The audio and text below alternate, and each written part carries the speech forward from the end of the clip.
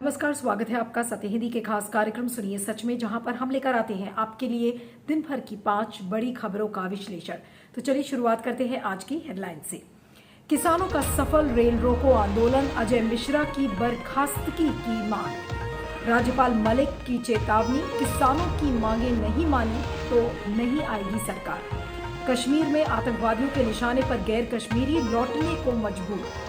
सिद्धू को मनाने की कोशिश जारी, मुख्यमंत्री चन्नी ने की मुलाकात। और यूपी में अपराधियों के हौसले बुलंद, शाहजहांपुर के अदालत परिसर में वकील की हत्या। तो चलिए शुरुआत करते हैं हमारी आज की पहली बड़ी खबर से, और वो खबर जुड़ी हुई है रेल रोको आंदोलन की, जो कि संयुक्त किसान मोर्चा ने जिसका आह्वान किया था। और उनकी एक ही डिमांड थी कि जो गृह राज्य मंत्री यानी कि केंद्रीय गृह राज्य मंत्री हैं अजय मिश्रा टेनी, उनकी बर्खास्तगी होनी चाहिए, क्योंकि लखीमपुर खेरी हिंसा के मामले में उनके बेटे को गिरफ्तार कर लिया है पुलिस ने। और क्योंकि उसमें 4 किसानों की मौत हो गई थी, उनके ऊपर गाड़ी चढ़ा दी थी, ऐसा कथित रूप से बताया जा रहा है कि उनके बेटे आशीष मिश्रा ने वो गाड़ी किसानों के ऊपर चढ़ाई थी। उसी को लेकर तमाम किसानों ने विरोध प्रदर्शन किया और लगातार सरकार पर दबाव बनाने की कोशिश कर रहे हैं। और एक लंबे चौड़े कार्यक्रम का अभी हाल में किसानों ने लंबा चौड़ा अनाउंसमेंट भी किया था कि वो अस्थि कलश यात्रा निकालेंगे। उसके बाद रेल रोको ऑर्गेनाइज किया जाएगा। और 15 तारीख को, जिस दिन विजयदशमी थी, उस दिन प्रधानमंत्री नरेंद्र मोदी के पुतले भी फूके गए। तो आज जो रेल रोको आंदोलन हुआ था उसमें बताया जा रहा है कि 50 ऐसे ट्रेनें थी जिनकी आवाजाही पर असर पड़ा है। 150 लोकेशंस थे पूरे पंजाब, हरियाणा और राजस्थान में, जहां पर ट्रेन्स की आवाजाही नहीं हो सकी। क्योंकि अगर आप सोशल मीडिया प्लेटफॉर्म पर जाएं तो आपको तमाम वो पिक्चर्स मिलेंगी जहां पर किसान झंडा लेकर और रेलवे ट्रैक्स पर ही बैठे हुए हैं, और थोड़ी बहुत संख्या में नहीं, एक भारी जनसंख्या जो किसानों की है वो रेलवे की पटरियों पर दिखी। और यूपी में ये बताया जा रहा था कि वहां पर कोई ट्रेनें नहीं रोकी गई हैं, बल्कि लखनऊ पुलिस ने तो ये कह दिया कि अगर कोई भी किसान इस तरीके का रेल रोको आयोजित करता हुआ दिखेगा तो उसके खिलाफ NSA लगा दिया जाएगा। और लेकिन जो खबरें आ रही हैं उसमें यही है कि जो नॉर्थ वेस्टर्न सेंट्रल जोन है वहां पर सबसे ज़्यादा असर पड़ा है रेलवे ट्रेन्स की आवाजाही का।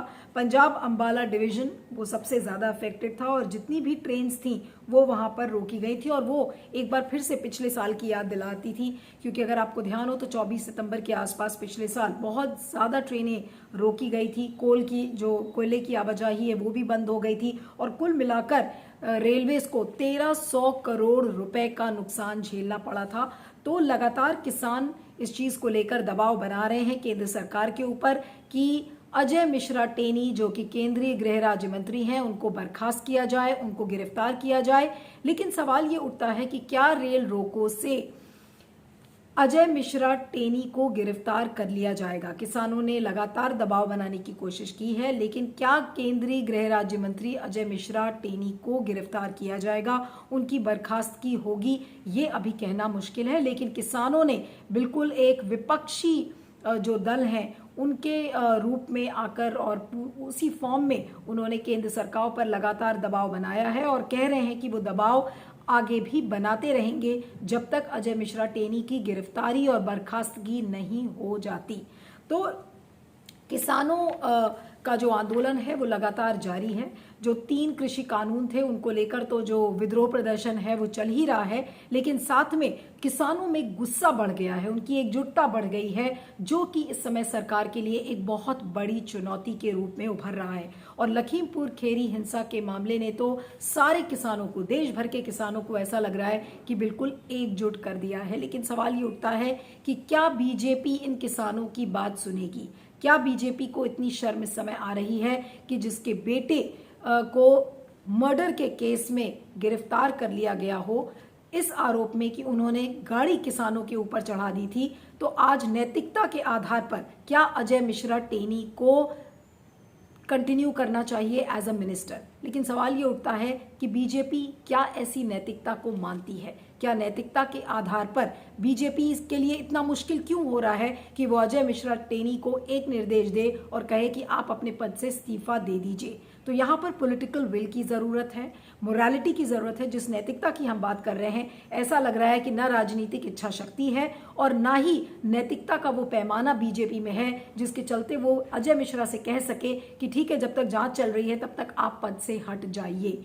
बीजेपी को ऐसा लग रहा है कि उसके नाक का सवाल है।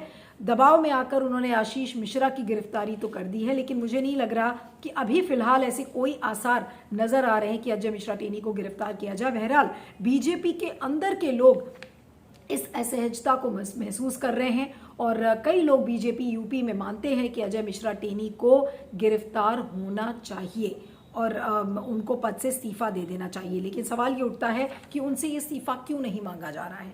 क्या वो गृह मंत्री अमित शाह के इतने खास हैं कि गृह मंत्री उनको ये नहीं कह पा रहे हैं कि जब तक जांच चल रही है तब तक आप मत कंटिन्यू करिए? ये सारे बड़े सवाल हैं, लेकिन फिलहाल किसानों का दबाव केंद्र सरकार पर लगातार बना हुआ है। अब देखना ये होगा कि सरकार झुकती है या फिर किसान।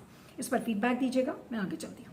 अगली खबर भी हमारी किसान आंदोलन से जुड़ी हुई है, लेकिन ये खबर जुड़ी हुई है मेघालय के राज्यपाल सत्यपाल मलिक की। जी हाँ, सत्यपाल मलिक ने सरकार से गुजारिश की है कि आप किसानों की बात मान लीजिए और अगर आप किसानों की बात नहीं मानते हैं तब इस सरकार के लिए सत्ता में रहना मुश्किल हो जाएगा। और राजस्थान के झुंझुनू इलाके में सत्यपाल मलिक एक सभा को संबोधित कर रहे थे और उसमें उन्होंने कहा कि जो वास्तविक हालात हैं उस पर उन्होंने नज़र डाली और उन्होंने कहा, और सब रिपोर्टर्स भी वहाँ पर मौजूद थे, जिसमें उन्होंने कहा कि जो बीजेपी के लीडर्स हैं, बीजेपी के जो नेता हैं, वो किसी भी गांव में इस समय नहीं जा सकते। खासकर अगर मेरठ और यूपी या बागपत की बात की जाए, कोई भी नेता वहाँ पर हालात ऐसे हैं कि किसी भी गांव में नहीं जा सकता। उन्होंने कहा कि अगर सरकार अगर मुझे कहेगी कि राज्यपाल का पद छोड़ने के लिए तो मैं छोड़ दूंगा, लेकिन छोड़ने के बाद भी मैं बोलना बंद नहीं करूंगा। मेरा जो समर्थन है वो किसानों के साथ है। अब सत्यपाल मलिक एक जाट नेता हैं पश्चिमी उत्तर प्रदेश से और किसानों के समर्थन में वो पहले भी बोल चुके हैं और अभी भी वो बोल रहे हैं। और उन्होंने ये भी कहा है कि मैंने प्रधानमंत्री नरेंद्र मोदी से भी इसको लेकर लड़ाई की है और अगर सरकार लीगल गारंटी एमएसपी को देने के लिए तैयार हो जाती है, यानी कि जो न्यूनतम समर्थन मूल्य है उसको लीगल गारंटी का जामा पहना देती है, तब चीज़ें रिजॉल्व हो जाएंगी। और वो कह रहे हैं कि अगर मध्यस्थता की ज़रूरत पड़ेगी तो सत्यपाल मलिक कह रहे हैं कि मैं सरकार और किसानों के बीच में मध्यस्थता करने के लिए तैयार हूँ, लेकिन शर्त ये होगी कि लीगल गारंटी एमएसपी को दिया जाए। और जो तीनों कृषि कानूनों का मामला है वो तो वैसे ही लंबित है क्योंकि सुप्रीम कोर्ट ने उसको होल्ड पर डाल दिया है। फिर साथ में उन्होंने ये भी कहा कि वो कोई भी संदेश प्रधानमंत्री नरेंद्र मोदी को पब्लिकली नहीं देंगे, लेकिन जो उन्होंने याद दिलाई कि सिखों को तंग न किया जाए और उन्होंने याद दिलाया कि किस तरीके से जो मुगल सम्राट थे, निहत्थे गुरुओं ने मुगल सम्राट से लड़ाई की थी और उनको बेदखल कर दिया था, इसलिए उनको तंग ना किया जाए। और तमाम ये बातें सत्यपाल मलिक ने कही हैं। और सवाल ये उठता है कि सत्यपाल मलिक एक समय में बीजेपी के एक बहुत ही करीबी नेता माने जाते थे, लेकिन किसानों के आंदोलन ने ऐसा लग रहा है कि उनकी जो दूरी है बीजेपी से और बीजेपी के तमाम कोर मेंबर्स से, वो दूरी उन्होंने बढ़ा दी है। जब 2019 में आर्टिकल 370 कश्मीर से हटाया गया था तो वो उस समय वहाँ पर गवर्नर थे, उसके बाद उनका ट्रांसफ़र कर दिया गया, उन्हें गोवा भेज दिया गया, उसके गोवा के बाद वो मेघालय चले गए। तो आज सवाल ये उठता है कि आज जो विरोध के सुर है वो बीजेपी के अंदर से ही शुरू हो गए हैं, यानी कि जो बीजेपी की अंतर्कलह है, और अंतर्कलह का अगर हम शब्द यहाँ पर ना भी इस्तेमाल करें, एक डिस्कम्फर्ट बीजेपी के लीडर्स में पैदा हो गई है जहाँ तक किसानों के मसलों का सवाल है। क्योंकि इन नेताओं को ये पता है कि जो ज़मीनी हकीकत ये है कि किसानों के सामने बीजेपी नेताओं का आना मुश्किल हो गया है। सत्यपाल मलिक ने खुद पश्चिमी उत्तर प्रदेश की बात बताई है कि मेरठ, बागपत और यूपी के जो गांव हैं वहां पर बीजेपी के नेताओं की आवाजाही बहुत मुश्किल है, इसलिए किसानों के समर्थन में वो खड़े हैं। लेकिन सत्यपाल मलिक ही क्यों, वरुण गांधी को ले लीजिए, राव इंदरजीत को ले लीजिए, ये तमाम वो एग्जाम्पल्स हैं बीजेपी में जो खुद बीजेपी के नेता होकर आज बीजेपी में रिबेल की तरह काम कर रहे हैं, बीजेपी को एक तरह से चेताने का काम कर रहे हैं, वास्तविकता का आईना दिखाने की कोशिश कर रहे हैं ये नेता। लेकिन इन्हें रिबेल कहेगी बीजेपी और बीजेपी या तो उनके कमेंट्स को बोलेगी कि ये पर्सनल कमेंट्स हैं, उससे पार्टी का कोई लेना देना नहीं है। इस तरीके के कमेंट्स जनरली आते हैं। लेकिन चाहे वो वरुण गांधी हो या सत्यपाल मलिक हो या फिर राव इंद्रजीत सिंह हो, भले ही वो इस समय किसानों के समर्थन में खड़े हों, लेकिन पार्टी इनकी बात नहीं मान रही है। और जब पार्टी अपने ही लोगों की, अपने ही नेताओं की जो वास्तविकता है, जमीनी वास्तविकता, अगर उस पर ध्यान नहीं देगी तो उस पार्टी के अंत का समय करीब आने लगता है। जिस बात को लेकर सत्यपाल मलिक ने खुद ही कहा है कि अगर किसानों की बात नहीं मानी जाएगी तो बीजेपी सत्ता से बाहर हो जाएगी। लेकिन सवाल ये उठता है कि बीजेपी ने अपने कान में तेल क्यों डाल लिया है? क्यों बीजेपी अपने ही नेताओं की बात नहीं सुन रही है? बीजेपी क्यों किसानों की बात सुनने के लिए तैयार नहीं है? क्या बीजेपी पूरी तरह से आश्वस्त है कि उसकी जीत पक्की है? और अगर इस तरीके का आश्वासन बीजेपी को है और इस तरीके का भरोसा है तो फिर सवाल ये उठता है कि क्या ये किसान आंदोलन, ये झूठा है? किसानों की क्या डिमांड्स झूठी हैं? तो एक कहीं ना कहीं एक बड़ा राजनीतिक मुद्दा इस समय बन गया है, जिसको लेकर बीजेपी के नेताओं में खुद असहजता महसूस हो रही है। लेकिन प्रधानमंत्री नरेंद्र मोदी और बीजेपी आला कमान तक इस असहजता को महसूस नहीं किया जा रहा है। क्यों? क्योंकि वो किसानों की बात नहीं मान रहे हैं। उन्होंने अपनी कान में, आंख में पट्टी बांध ली है। इसको लेकर आपका क्या कहना है? फीडबैक दीजिएगा। मैं आगे चलती हूँ। बात करते हैं अब जम्मू कश्मीर की, जहां पर हिंसा का कहर लगातार जारी है। जो नॉन लोकल्स हैं, यानी कि जो माइग्रेंट लेबरर्स हैं, लगातार उन पर आतंकी हमले हो रहे हैं, उन्हें गोलियों से भून डाला गया है।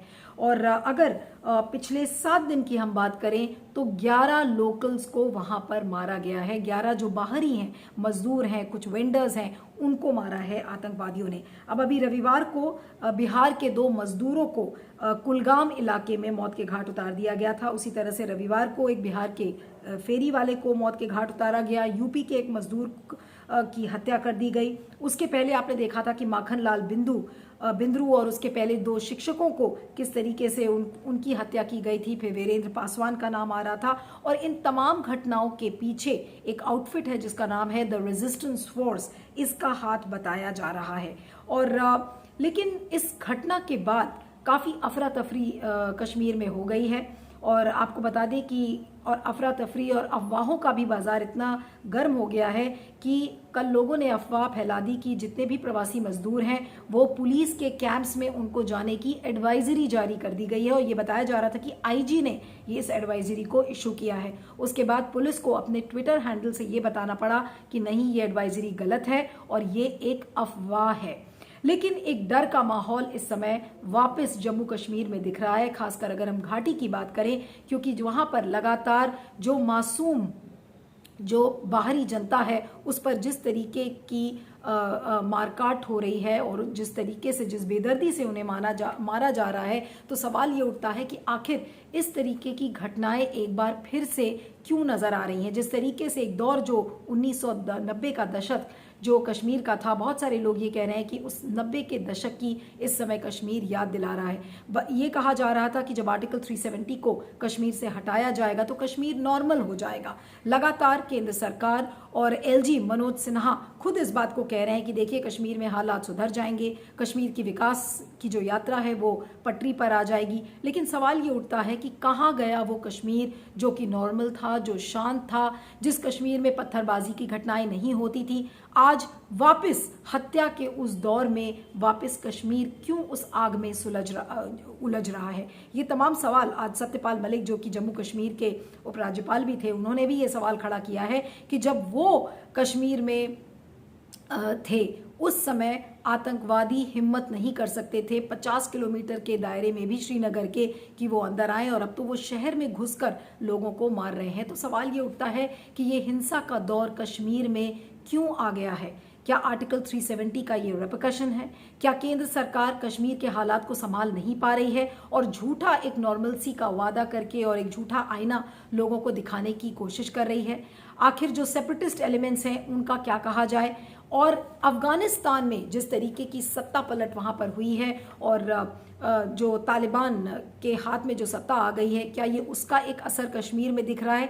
ये तमाम सवाल इस समय चिंता के सवाल बने हुए हैं और जल्द ही अगर केंद्र सरकार ने इन चीज़ों को नियंत्रण में नहीं लिया तो हालात बेकाबू हो सकते हैं। अभी पिछले ही दिनों हमने देखा था कि किस तरीके से सेना और आतंकवादियों के बीच में काफ़ी मुठभेड़ की घटनाएं सामने आई हैं। पूंछ में 2 जवान शहीद हो गए थे, उसके पहले एक जेसीओ और एक सैनिक की मौत हुई थी। कुल मिलाकर 7 जवान इस समय शहीद हो चुके हैं और अगर पिछले 2 सालों में देखें तो कई जवान वहां पर मारे गए हैं। लेकिन केंद्र सरकार कहती है कि देखिए सब कुछ नॉर्मल है कश्मीर में। तो आखिर कहां गया वो कश्मीर? हालात इस समय बेकाबू क्यों हैं? क्योंकि केंद्र सरकार इन चीज़ों को मैनेज नहीं कर पा रही है। क्या कश्मीरियों की आवाज़ केंद्र सरकार सुन रही है? ये सारे इस समय बड़े सवाल लोगों के बीच में बने हुए हैं।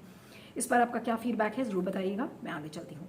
अब बात करते हैं पंजाब कांग्रेस की, जहां पर लगातार ये लग रहा था सबको जब CWC की मीटिंग हुई कि सोनिया गांधी ने जब ये कहा कि वो एक हैंड्स ऑन लीडर हैं और वास्तविकता में वही हैं कांग्रेस की अध्यक्ष और लोग मीडिया से बात ना करके उनसे डायरेक्ट बात करें, और सबको ये लगा कि पंजाब कांग्रेस का जो कलह है वो खत्म हो जाएगा।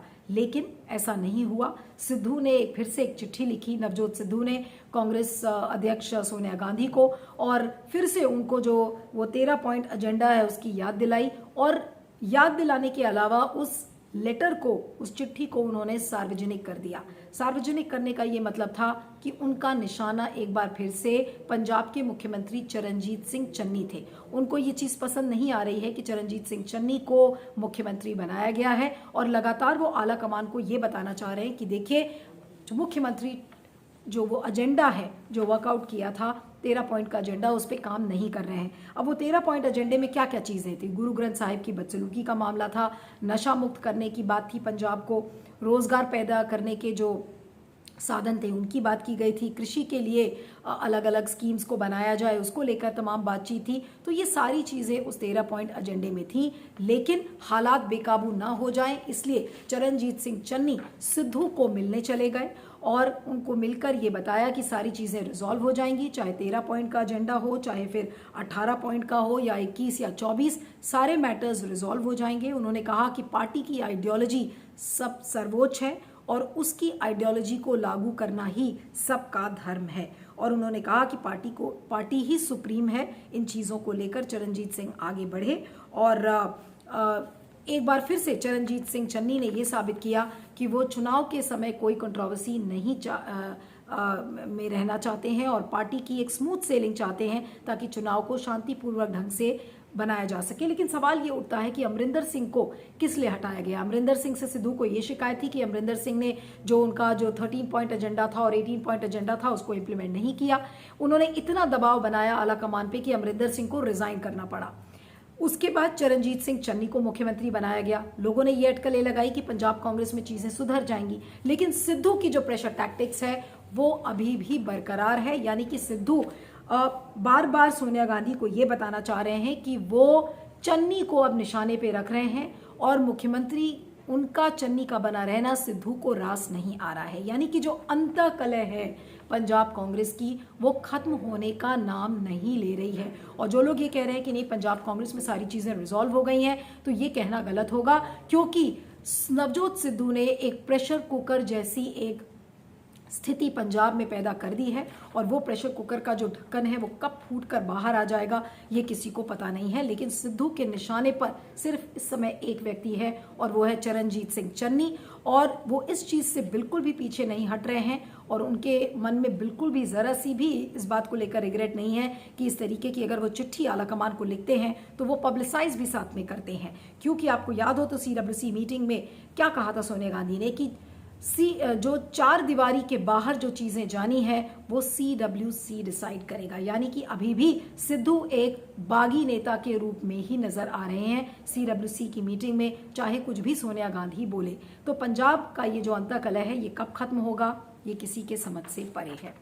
और नवजोत सिंह सिद्धू ऐसा लग रहा है कि किसी भी चीज से संतुष्ट नहीं होंगे। उनको सिर्फ एक ही चीज संतोष दे सकती है, अगर उन्हें मुख्यमंत्री शायद पंजाब का बना दिया जाए। इस पर आपका क्या फीडबैक है बताइएगा। मैं आगे चलती हूँ। अब बात करते हैं उत्तर प्रदेश के शाहजहांपुर के एक डिस्ट्रिक्ट कोर्ट की, जहां पर दिन दहाड़े एक 38 साल के वकील को गोलियों से किसी ने मार दिया।